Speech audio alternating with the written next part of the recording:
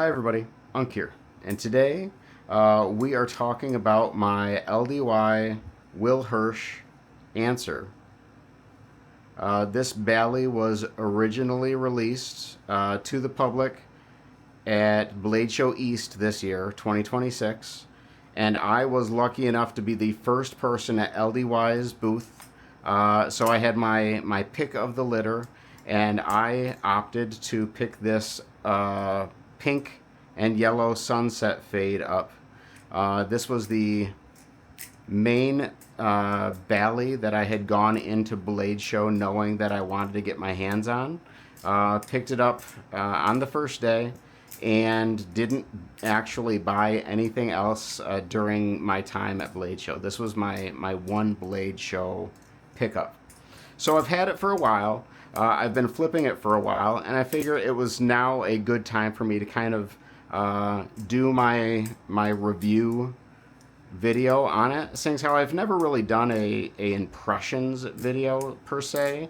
I've talked about it plenty on stream, but I haven't really reviewed this thing.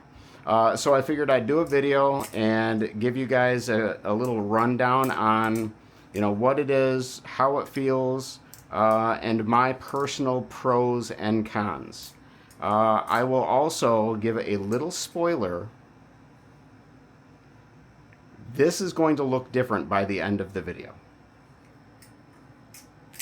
So, again, this is the Blade Show 2026 version. It has a little stamp in here that says Blade Show Atlanta 2026 on the inside of the spacer. This on the back side of the blade, it does say that it is number 11 of 99, first production.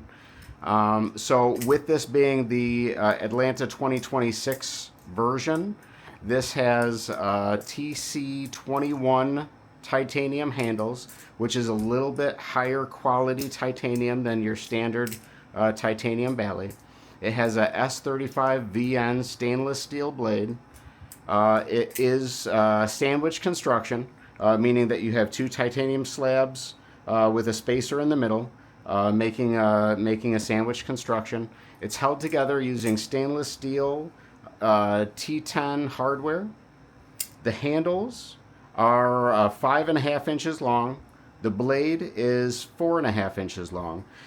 And what that equates to in comparison to some other Ballys, it makes both the handles and the blade a little shorter than, say, the Kraken, but right about on par with something more like the Orion V1.5.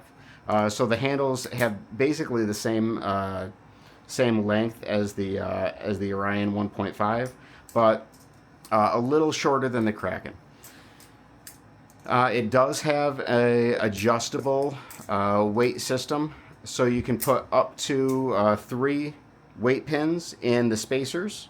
It does have a worry stone built into it, which is really interesting, really kind of neat. When Will released his video kind of talking about this, I thought that it was a neat, cute little gimmick that would be just a passing trend of mine, but it has definitely stuck. When I have this thing in my hand or in my pocket, I'm constantly finding myself rubbing the worry stone. It's actually very comforting.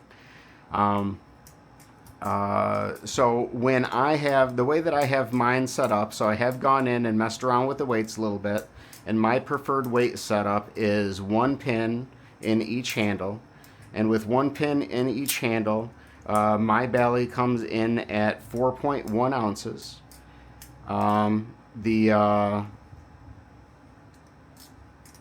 The balance profile of this thing is advertised as being generally neutral, though for me it does tend to lean a little bit more towards a slight handle bias. I would not consider this to be a neutral Bally, but what do I know? I might be wrong, because for me, rollovers are very, very solid. Chaplains are pretty sticky, but the getting into the palm fan, it definitely has what I have referred to as a wobble. Like as it's spinning, I can feel the weight fluctuate from one side of the fan to the other, depending on the blade versus the handle. It definitely creates a wobble for me that I can't really not notice when I'm doing a palm fan. So it does tend to fight me a little bit on the palm fan. Pros for this are I generally I love the general balance of the Bally. It's a good balance between neutral and slight handle bias.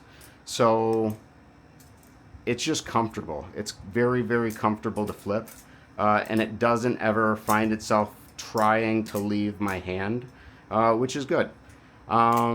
It has a really good solid weight to it. I really enjoy the 4.1 seems to be 4.1 ounces seems to be a really nice sweet spot for me.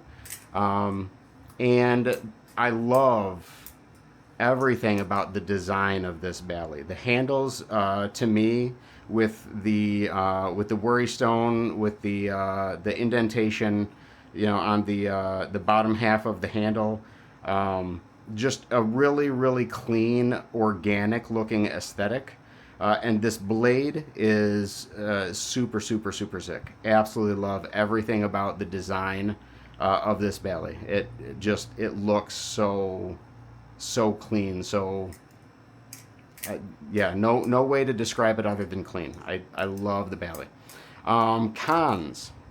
Like I said, it does feel like I have to fight for the fan. Even if I take all the weights out, it still feels like it has that wobble that I'm not very comfortable with when I'm trying to fan it. Speaking of the weight pins, when you don't have any weight pins in it, there's really nothing other than this pivot screw at the bottom that holds the spacer where it's at. So if you don't have at least one weight pin in here, you won't have an anchor point, and the spacer will actually rotate and get out of alignment, which can disrupt your flipping. And lastly, the mirror finish. While this thing is absolutely gorgeous, the mirror finish is, for me, where things really start to fall apart with this Bally. Because if it's a high humidity day, this Balisong is ridiculously sticky and I can't flip it. If my hands are super, super, super dry, and I've heard this from other people as well, if your hands are super, super, super dry, it is super slippery. And because of the finish, it makes it really, really difficult for me to get a solid grip on the choker fan, which is one of the tricks that I'm really working on right now, is cleaning up and getting consistent with my choker fan. And the mirror finish actually makes it really hard for me to get the grip that I need to start that momentum with the choker fan. Which leads me to this Bally looking different by the end of this video. What I'm going to do throughout the rest of this video, I'm actually going to strip the anodization off of this, do a stone wash on this, and get this down to just a raw stone wash titanium.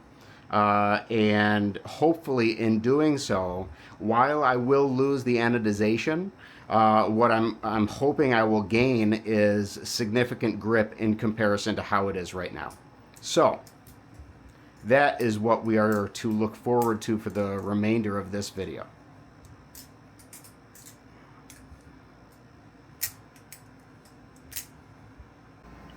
Alright, so now we get to disassembling. Disassembly has been completed. Now it's time to destroy.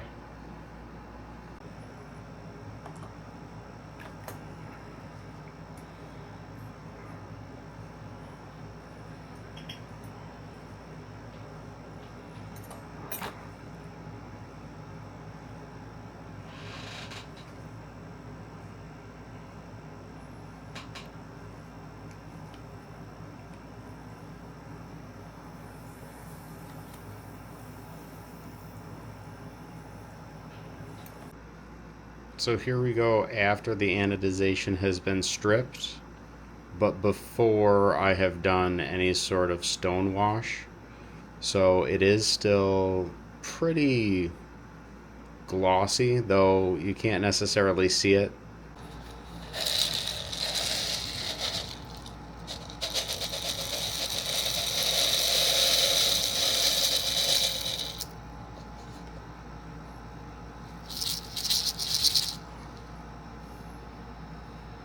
And the finished product. Now it's time to reassemble.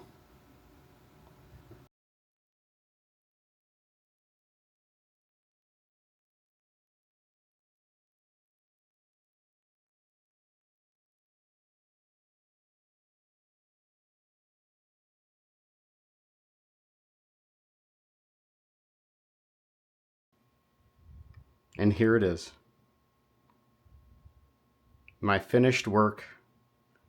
The raw titanium, unpolished, unanodized LDY Hirsch ANSER in all of its grippy glory. All of the issues that I had with this thing with regards to that mirror finish not allowing for me to get the grip that I needed have been resolved. I am happy with the result, and eventually at some point keeping the stonewash finish, I will probably anodize this again, but do so definitely without the mirror finish, as specifically that mirror finish was where my issues resided. What do you guys think? Did I ruin a perfectly beautiful battle song? Or because it is now an improvement for me, for my flippability of it, was this a resounding win?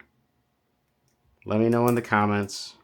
But for now, thanks for stopping by. Thanks for saying hi. We'll see you guys in the next one. Love you.